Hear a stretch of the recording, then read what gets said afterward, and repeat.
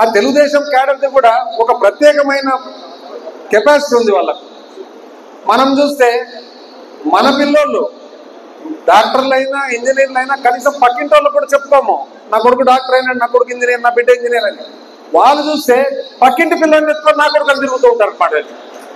మీరు బాగా గమనియండి, అబద్ధాలు కానీ అవాస్తవాలు కానీ పైన నుంచి కింది వరకు, ఒక అవాస్తవం పైన విజయవాడలో చెప్తే సాయంత్రానికంతా అమెరికాలో న్యూ జెర్సీ వరకు జరిగింది అన్నమాట.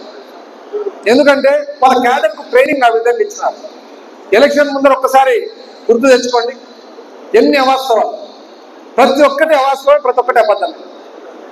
ఏమని చెప్పి అప్పులు అప్పులు అప్పులు అప్పులు 10 లక్షల కోట్లు, 14 లక్షల కోట్లు, 13 లక్షల కోట్లు మట్కా నంబర్ చెప్పినట్టు మట్కా నంబర్ చెప్పినారు. ఇది ఈ రోజు చూస్తే అసెంబ్లీలో పేపర్ పట్టుకుంటారు వాళ్ళ మంత్రులు, పేపర్ పట్టుకొని అప్పు 3,71,000 కోట్లు అంట.